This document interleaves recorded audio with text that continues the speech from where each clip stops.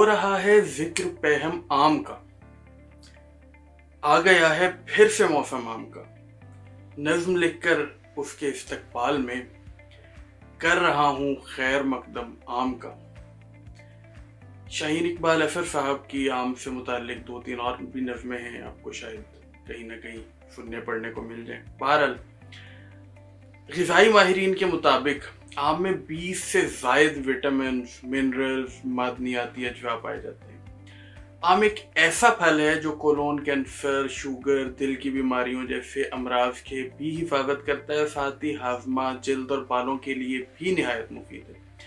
अक़साम तो इसकी बहुत सी हैं, मगर मेनली इसकी जो है वो 2 अक़साम हैं, जिसको एक को तुख्मी बोला जाता है और एक को कलमी बोला जाता है। फिर आगे जो है वो इनमें वो फरोली और मालदा और अनवर रटोल और चौसा और लंगड़ा और फजरी और वगैरह वगैरह, आपने बहुत सारे जो है वो इनके नाम सुन रखे होंगे। अब मैं आपको बताता हूँ कि आम कैसे खाया जाए। आम खाने का सबसे अच्छा वक्त खाना खाने के बाद है, और खासकर दोपहर या दोपहर को खाया जाए। सुबह निहार मुँह उस वक्त बेहतर है कि आम ना खाया जाए। आम को खाने से पहले लाजमी ठंडे पानी में भिगोएं इसको, या ताज़े पानी में भी भिगोएं। उसके बाद जो है वो फिर आम को खाया जाए, मतलब फिर फ्रिज में रख के या जैसे भी आप। अगर आप डायरेक्ट आम खाते हैं तो फ़ायदे की बजाय नुकसान भी दे सकता है। और मुसले के तौर पर अगर आम की बात की जाए तो जामन जो है वो इसका बेहतरीन मुसले है। आप बिलफर वगैरह आम ज़्यादा खा लेते हैं तो फिर इसके साथ आप बाद में जामन भी खा लीजिए। और अगर जो है वो जामन आपको दस्तयाब नहीं है तो दूध भी इसके लिए मुफले का काम देता है। इसलिए आम के बाद जो है वो कच्ची लस्सी अमूमन पी जाती है, ताकि जो है वो आम के मुज़र असरात से बचा जा सके।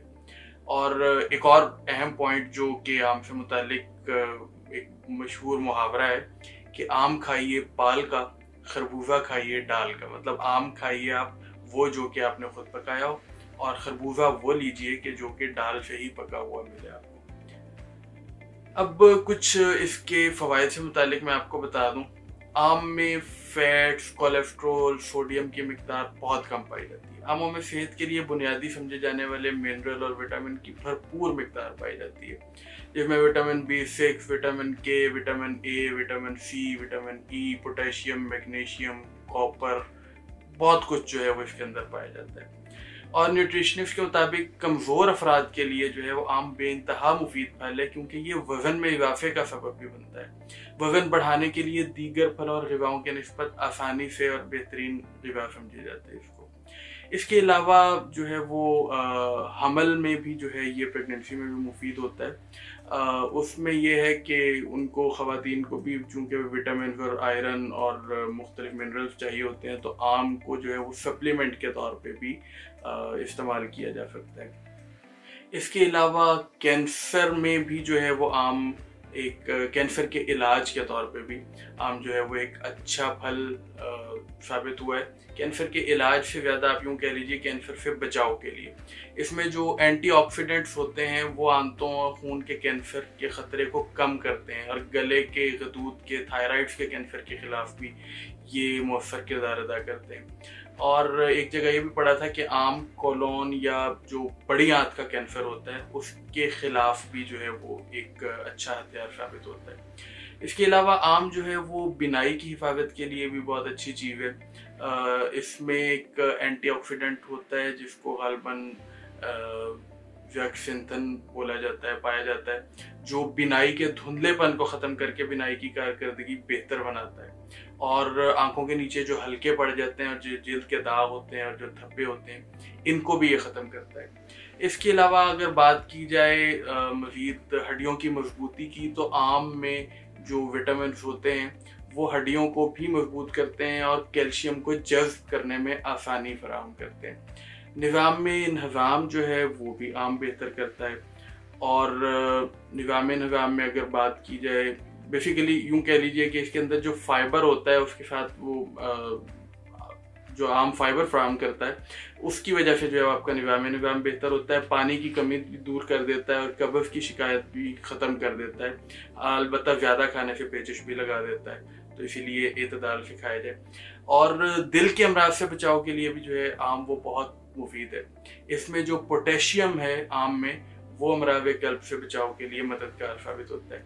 माहिरीन सेहत का कहना है कि जो दिल के अमराज से बचाव के लिए ज़रूरी है कि सोडियम और पोटेशियम जो है वो अपनी ग़िज़ा में मुतवाज़न रखें, और वो आम से जो है वो अमूमी तौर पे बेहतरीन मिल जाता है, और जिल्द और बालों और नाखूनों को भी खूबसूरत करता है।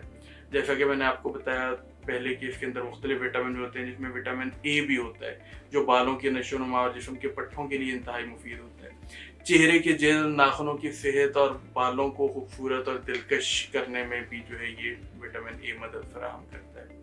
आम दिमागी सेहत के लिए भी बहुत अच्छा है। इसमें जो ग्लूटामाइंस होते हैं वो याददाश्त के लिए मुफीद समझे जाते हैं। इसके अलावा आम जो है वो इम्यूनिटी को भी आपकी जो है वो बेहतर करता है, मतलब इम्यून सिस्टम को बेहतर बनाता है। इसमें बहुत सारे मतलब ऐसे अजवा होते हैं बीटा कैरोटीन टाइप के जो इंसान के मुदाफ़ती निज़ाम यानी कि इम्यूनिटी सिस्टम को मजबूत और तंदुरुस्त रखते हैं। एनीमिया के इलाज के लिए भी आम जो है वो बहुत अच्छा है, मतलब अगर खून की कमी हो जाती है तो उस सूरत में भी आम का इस्तेमाल जो है वो अच्छा रहता है, क्योंकि इसके अंदर आयरन भी खासा होता है तो, और हजम भी आसानी से हो जाता है। इसलिए अगर आम का जो है वो एक आम का इस्तेमाल किया जाए तो जिस्म की खून की कमी जो है उसको ये कवर कर लेता है। और फ़वाइद इसके बहुत से दीगर भी हैं, लेकिन जैसा कि पहले बताया कि हर चीज़ एतदाल से इस्तेमाल की जाए, ना कि एतदाल से बढ़ के इस्तेमाल की जाए कि बजाय इसके कि फ़ायदा होने के नुकसान भी हो जाए। एक जाते जाते आपको 2-4 नुस्ख़ाजात भी बताता जाऊँ, और मशहूर ज़रूर अमसाल है कि आम के आम गुठलियों के दाम। तो गुठली का दाम तो नहीं, मैं इस वक्त आपको के पत्तों का दाम बताने जा रहा हूँ। आम के पत्तों की चाय पीने से नज़ला, ज़ुकाम, दिमाग की कमज़ोरी, हिचकी वगैरह दूर हो जाती है। ये चाय अगर कोई पेचिश, संगरहनी, दस्त वगैरह का मरीज़ है तो वो दूध के बगैर इस्तेमाल करें, और मुस्तकिल इस्तेमाल से इसकी खूनी बवासीर, फिलानुर्रहम वगैरह के लिए भी जो है ये अच्छा रहता है। और बस ये है कि इनके पत्तों को साए में खुश्क कीजिए और उसका कहवा या चाय बना लीजिए। गुहांजनी के लिए भी आम के पत्ते बहुत मुफीद हैं।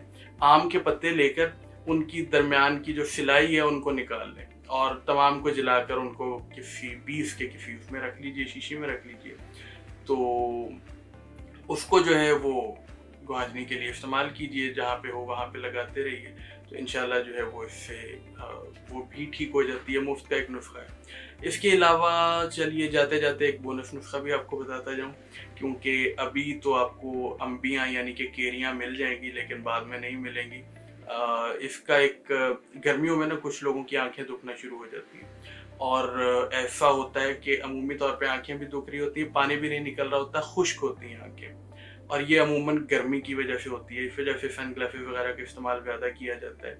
बहरहाल अगर ऐसा कोई मसला हो कि गर्मी की वजह से आपकी आंखें दुख रही हों, तो केरियों को आप पीस कर आंखों के ऊपर लेप करके, जिस तरह वो आपने ब्यूटिशियंस को देखा होगा कि वो खीरे ऊपर रख लेते हैं आंखों के ऊपर, तो आप अम्बियों को पीस कर, या अगर पीसे बगैर भी आप रख लें तो ठीक है, लेकिन पीस के रखें तो ज़्यादा फायदा है। उनको आंखों पर लेप कर लीजिए और थोड़ी देर जो है वो रहने दीजिए। ये आपकी आंखों का दर्द और आंखों की थकन को चूस लेंगी। तो ये ध्यान रखिएगा कि उनका रस आंखों के अंदर न जाए, क्योंकि वो खटास होती है और उसकी खटास जो है वो आपकी आंखों के लिए नुकसानदेह हो सकती है। बहरहाल बहुत सारी चीज़ें आम के बारे में आज आपको बताई, और कोशिश करूँगा मज़ीद भी मैं आपके लिए आम से मुताल्लिक मालूमात लेकर आऊँ। तो ये जहन में रखिएगा कि जो मुस्तकिल नज़ला ज़ुकाम के अफराद हैं, जिनको मुस्तकिल नज़ला ज़ुकाम रहता है, उनके लिए आम खाना ज़्यादा फ़ायदेमंद साबित नहीं होता। तो उनको आम खाने से गुरेज करना चाहिए या बहुत थोड़ी मिक़दार में आम खाना चाहिए। और जिनको कोई नहीं भी नुकसान होता तो वो भी जो है वो बहुत ज़्यादा मिक़दार में आम ना खाएं, क्योंकि आम ऐसा लजीज़ फल है कि उससे आमतौर पर तबीयत सैर नहीं हो पाती। पेट बेशक भर भी जाता है, लेकिन वो कहते हैं कि नीयत नहीं भरती। तो एतदाल से आम खाइए और इसके भरपूर फ़ायदे लीजिए। और वीडियो आपको कैसी लगी उसका फीडबैक जो है वो कमेंट में दे दीजिएगा। मिलते हैं अगली वीडियो में। अल्लाह हाफ़िज़।